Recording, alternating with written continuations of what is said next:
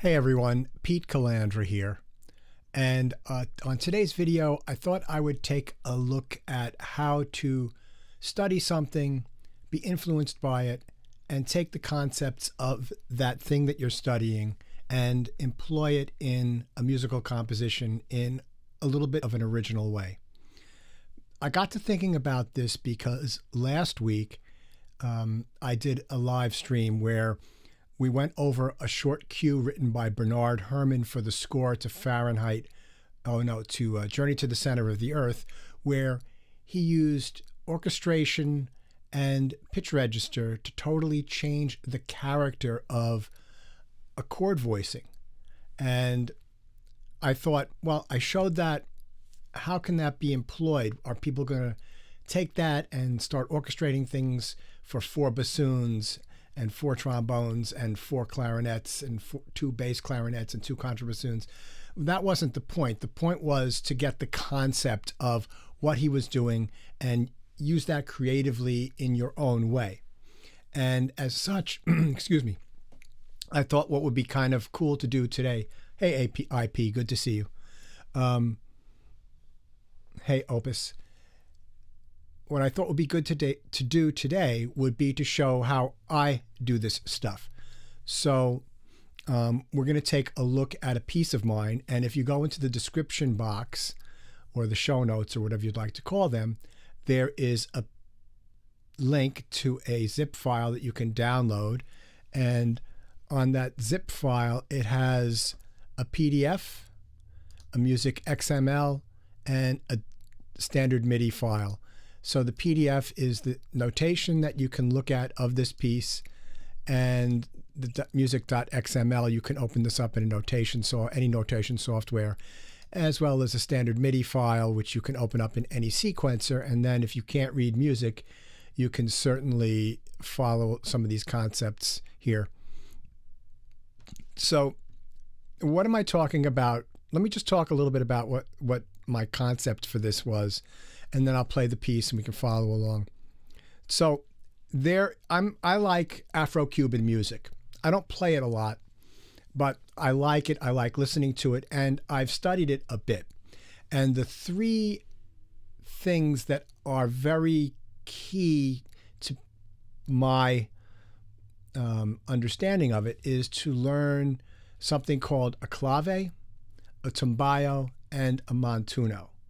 And so I've got some definitions here. So a clave is a rhythmic pattern used as a tool for temporal organization in Afro-Cuban music.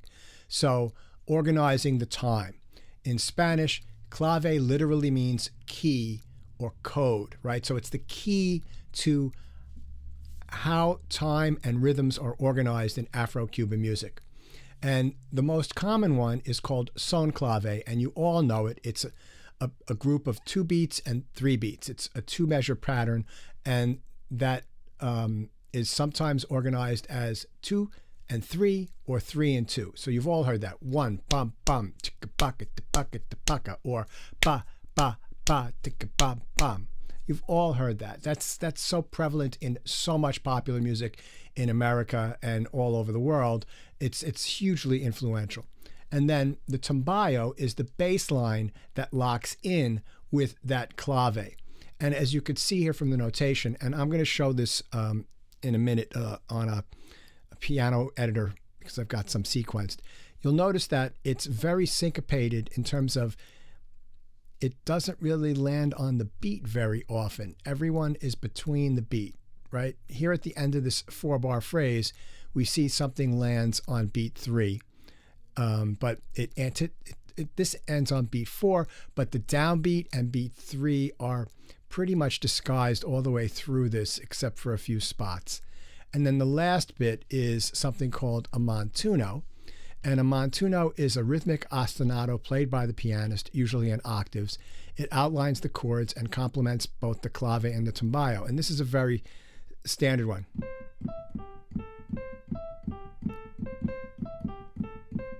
Right, so those are things that are found in Afro-Cuban music. And there's a link in the description box if you want to learn a little bit more about this that you could check out. There's a website. This is not a tutorial on Afro Cuban music by any stretch of the imagination. So before we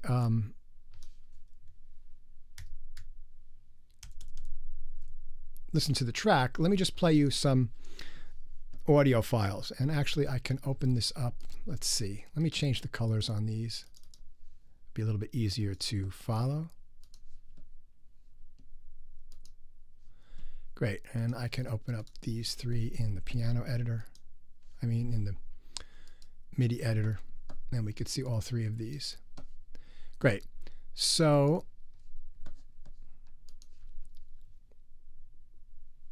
I can make these bigger too.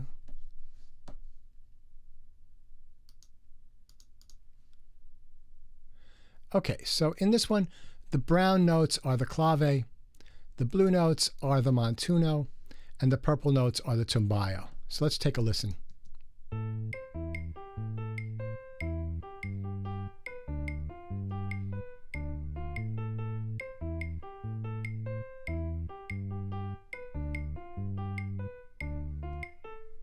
Right, so in this you hear very strongly this 2 to 3, right? So the first dum dum dum dum dum dum, and the piano's outlining the chords and giving you a strong downbeat every 2 measures, right? Bum bum bum bum bum bum bum bum bum bum. Right, so you see there's the downbeat. And the Tumbao, the bass line, has a strong downbeat at the beginning of the piece, but it is anticipating the downbeat, right? It's rhythmically displacing the downbeat by a quarter note. And it's always in between.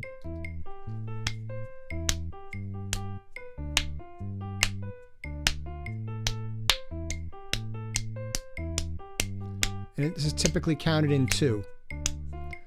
Right, so that's one example. Here's another example. So, in the clave this time, you're alternating octaves and 2-note chords. It's, if you played them all together, these 4 notes, it would make a chord, but you're just basically doing a broken, it's not really an arpeggio, but a broken chord there. And again, every 2 bars, you're hitting on the downbeat.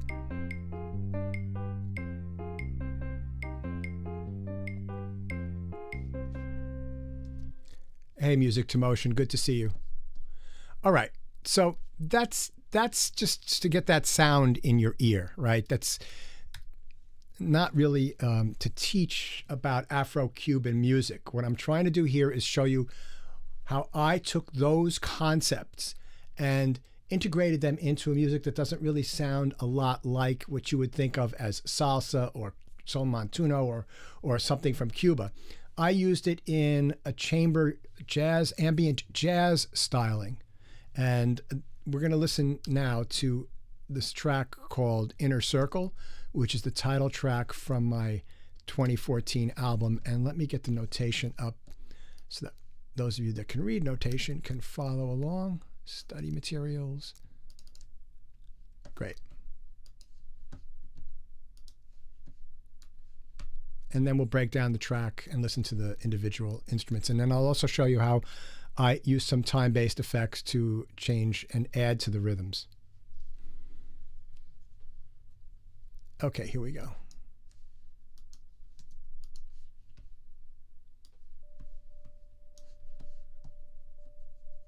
Right up here.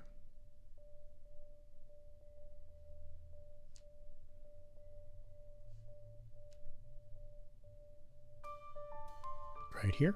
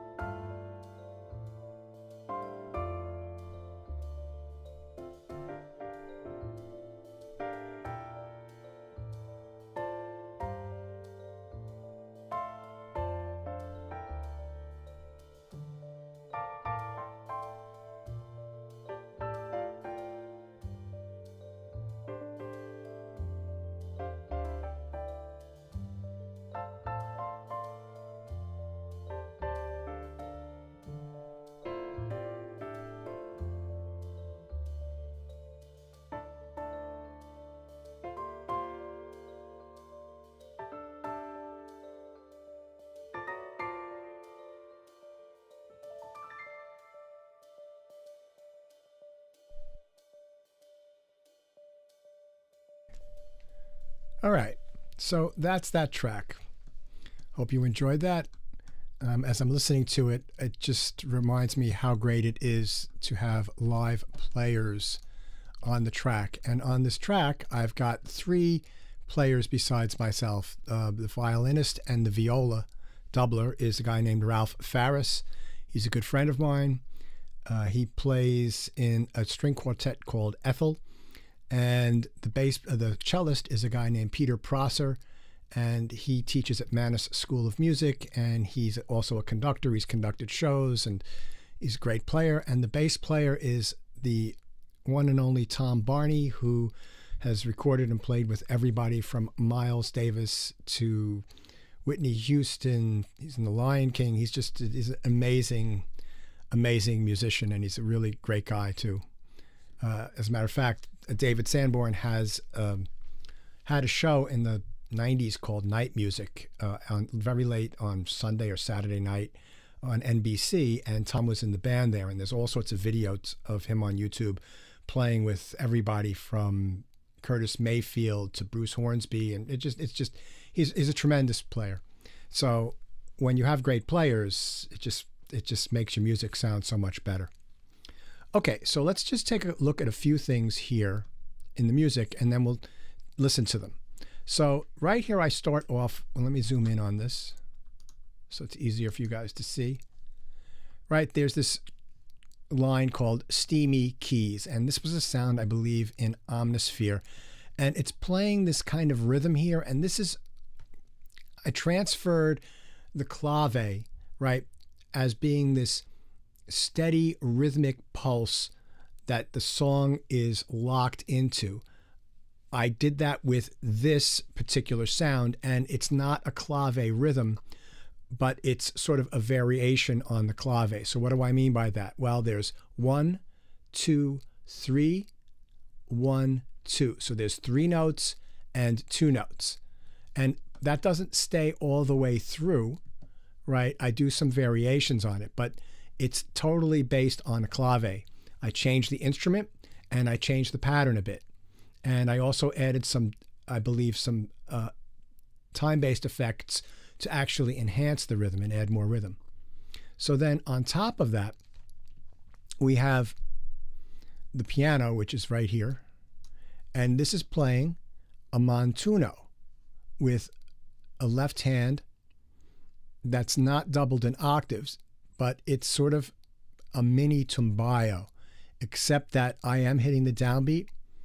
The all offbeat Tumbao I save for the bridge section, okay? And then that's being doubled, the top part of this is being doubled by this Fender Rhodes sound. And then I am playing cymbals with brushes. I just had a ride cymbal that I played with brushes. It took me a while to get a good take, and I had to sort of cobbled together out of 3 or 4 takes, something that sounded good. So that's the opening. And then you can see here, the bass comes in, and the bass is very simple, just playing long notes that anticipate the downbeat, right? It's rhythmically displaced by an 8th note all the way through, but it's just playing long notes.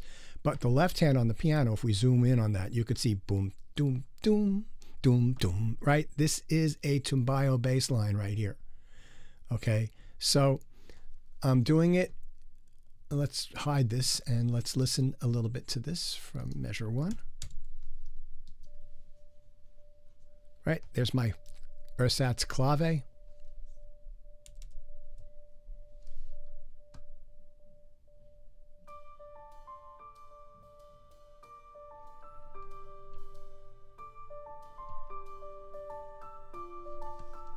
So let me just solo this Steamy Keys audio. So I've got it going through the H delay. Let me turn the sound up so it's a little easier for you to hear, and then I'll turn it back down.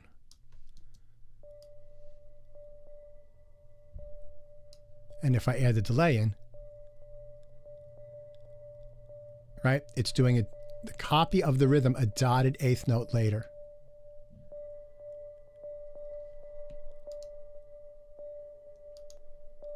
So that's kind of cool.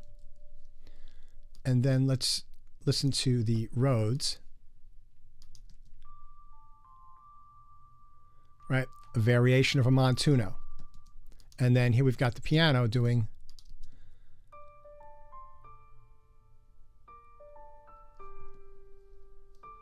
right, so it's like a half Montuno, not the whole thing. And here you can hear that I'm playing a Montuno rhythm on my right hand, and my left hand is playing the doom, doom, doom, doom, doom, the Montuno, the Tumbao.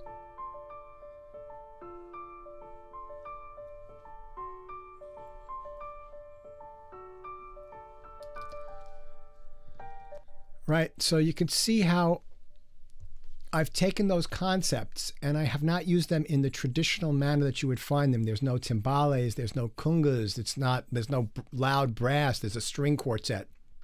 It's ambient, it's sensual, it's spacey, but this is the kinds of things that you do. You've learned something, and instead of just copying the style, you take the concepts and you put it through your own artistic filters and you see what you can come up with. You know, I was watching a video interview with the YouTube guitarist Greg Koch, and he's tremendous, right? He's a great guitar player. And the guy was asking him about how he learned guitar. Did he transcribe and all this stuff? And he said what he preferred to do was to listen to a solo and just take out the bits that he liked when he was learning how to play the guitar and figure out what those bits were and how they fit in, and then see how he could put them into other music, as opposed to playing along note for note with like an Eric Clapton solo or something like that. So that's sort of what I'm talking about here, where you take the concepts and you learn the concepts and you see how you can employ them with a different musical vernacular, with a different language, a different style of music. You know, rote transcription and learning note for note solos, if you're an improviser, is long been the way to learn. There's very reliable stories of Charlie Parker getting 78 discs, not 78 the number, but 78 RPM discs of the Count Basie band with Lester Young in it, and slowing the discs down on his turntable and learning Lester's solos note for note, and then learning them in all 12 keys, right? So that's something that Charlie Parker did to help develop his style when he was young. And that is an invaluable skill. But what I'm talking about here is I'm creating a piece of music. I'm a composer, and I'm creating a sound canvas, a story that I want to tell in sound. And I wanted it to have a certain sensual rhythmic vibe. And I thought that those particular elements, the Montuno, the clave, and the Tumbao, could be transformed into something that would work with this string quartet that's playing the melodic content. So that's sort of what I'm getting at here. So let's move forward a little bit and let's listen to when the melody comes in. So the melody starts in the cello, and let's talk about, let's move forward and just get off the topic of influence for a second and talk about orchestration, and hopefully you guys can get some tips from this.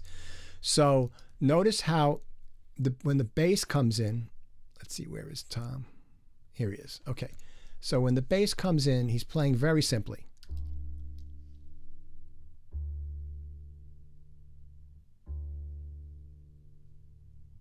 One, two, three, four. 1, 2, 3, 4, 1. See how he's anticipating the downbeat? Very simple.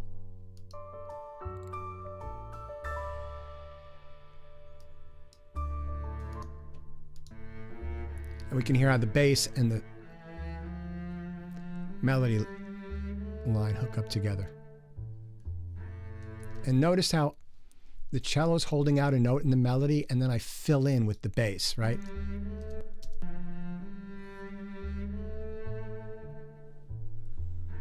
So I leave that space in the melody and I can fill it in with the bass line. And notice how as we get towards the end of the phrase, the bass is getting busier and busier, and it's building up towards the next section, right? So think about that. The bass is starting simply, and as you get close to the turnaround or going back into the next section, it's getting busier. This is a staple technique of taking a solo over a set of chord changes in jazz, that when you get to the end of the form and you're getting ready to start the form over again, those last 2 or 3 measures or 4 measures start to get busier and busier, and that gives you momentum to turn over and flip the form over and start at the beginning again. That is a standard jazz improvisation technique, and I employed that on a smaller level here in the bass. So the bass is getting busier as we're getting closer to the next bit. Let's listen to that, just those 2 instruments again.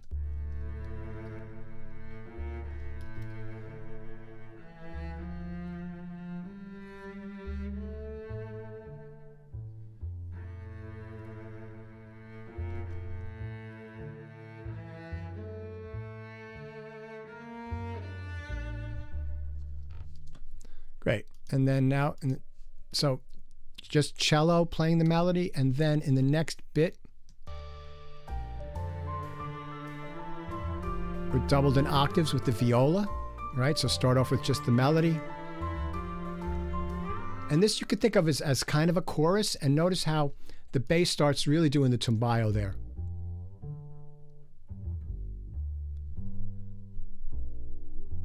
Three, 4, 1, 2, 3, 4. Right? Every other measure he's coming in on the downbeat. So let's listen to that with the melody again. And I keep the Montunos going in the piano.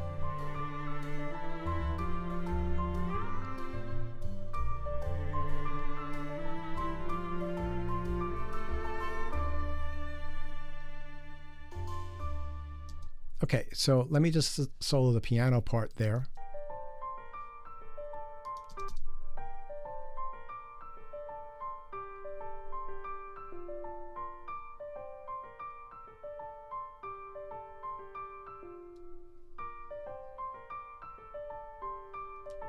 Thank you, Music to Motion. I can make very harsh sounds as well. But I had an audience in mind for this particular album. So, okay, so you heard how the piano there had both the Montuno and the Tumbao in it. Okay, so now the second verse, orchestrationally, right? The first time through, we're played with just the cello, and then for the second half, the viola came in an octave higher. And now this time, when we play the verse again, we've got it in 2 violins. Right, doubled.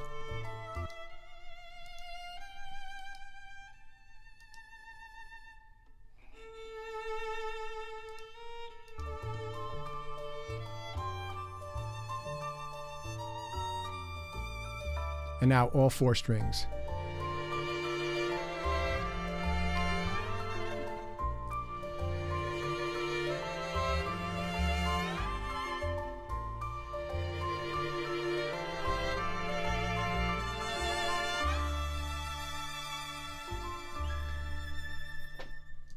Okay, so let's talk about orchestrationally here.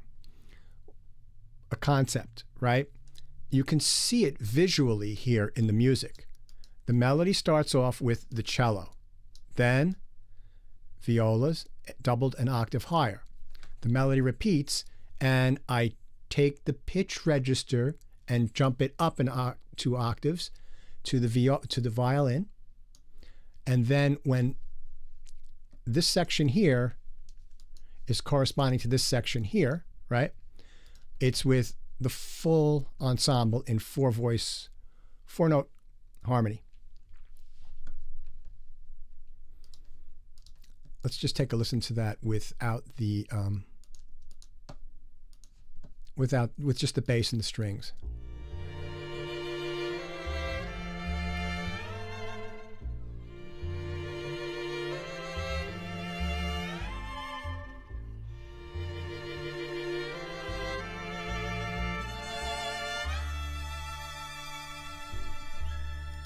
And now we'll go to the bridge, the B section. The B section comes. The melody instrument is no longer the strings, it's the piano.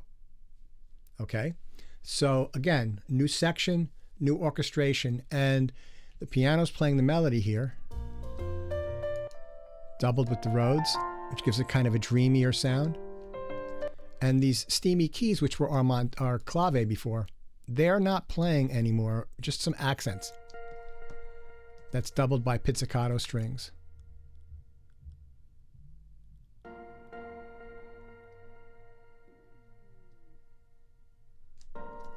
Right? So,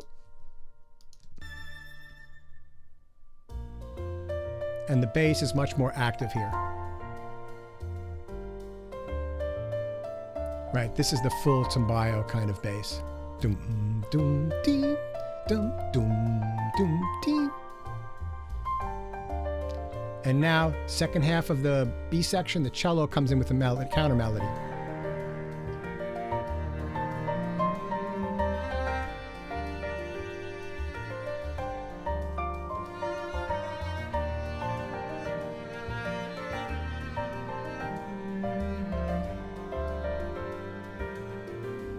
And then a little space, the intro comes back in again, right? And then this time, violin and cello play the melody. So whenever the melody comes in, I change the orchestration. And notice that it's a counterpoint between the violin and the viola, the violin and the cello, right? It's not exactly playing in octaves.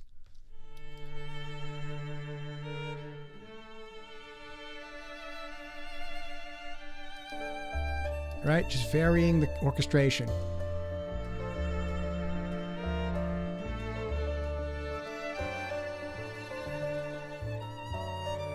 And then now back to our 4-part harmony.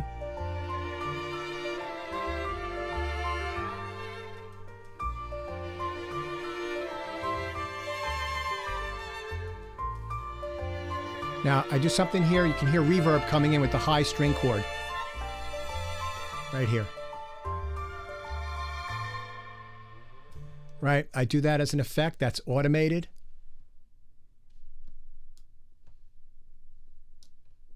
Not on this one. Let's see. There, you could see right here I'm bringing in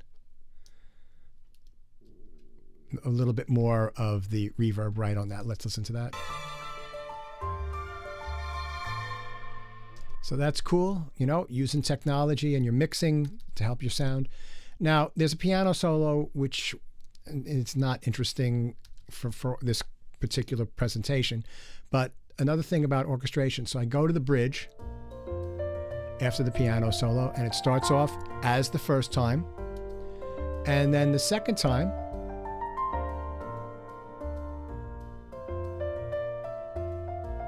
coming up, we have a counterpoint between the violin, plays the melody with the piano, and then the cello plays a counter melody.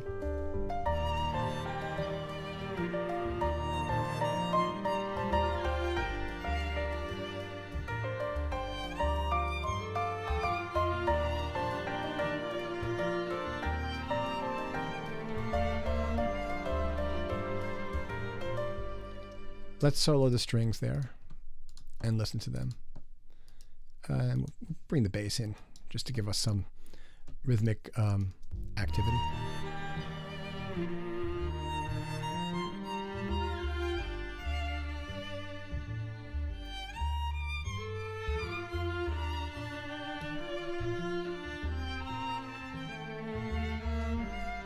Now, this is kind of a nice sound. Let's listen to the cello and the viola and the viola.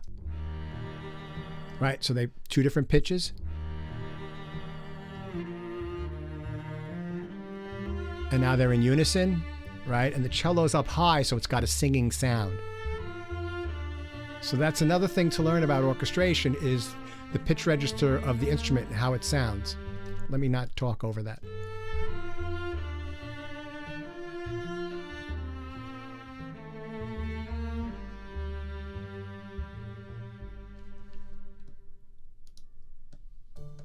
And then the outro is like the piano solo.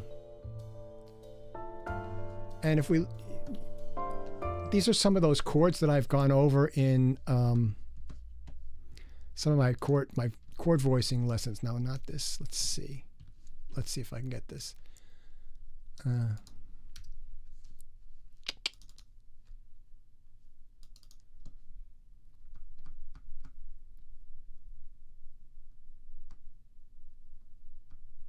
Sorry, I hope you're not getting seasick from the scrolling. Yeah, here we go. Right, so if we look here on the piano part,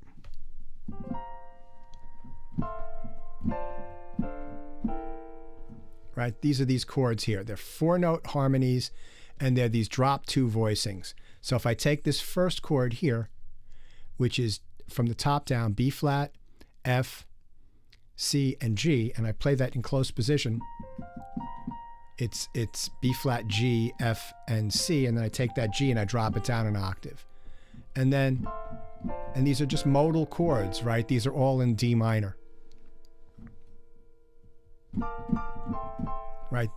When we get over to here, these are just 7th chords. There's a B flat major 7th, A minor. And then I do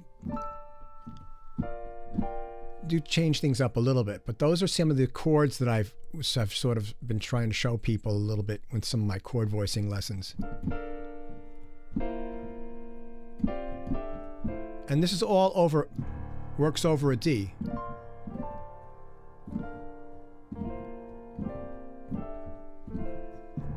See that? Works over a D. It's beautiful. Once you learn how to do this stuff, you can create so many really great sounds. Okay, so just to summarize what we went over today, right? I showed you how I studied and learned a little bit about Afro-Cuban music and how I took the concepts and transformed them and used them in a completely different style of music that had nothing to do with anything you'd hear coming out of Cuba. Or any kind of salsa or any kind of Latinish music. This is sort of like ambient jazz with a string quartet and piano and bass. And the other thing we went over today, the other thing we went over today was I showed you some stuff about orchestration, about how to build out a melody as you're playing it by changing the number of instruments, the pitch register of the instrument. And also a little bit on using time-based effects on the clave, which was the steamy keys. We went over that a little bit, and I showed how I added extra rhythms to that. And then some stuff with how every time a section repeats, some of it remains the same, but some of it is varied. And this is how you develop a story when you are writing and creating music. And, you know, when you go to see a play, if it's a good play and tells a great story, the main character has been transformed by the end.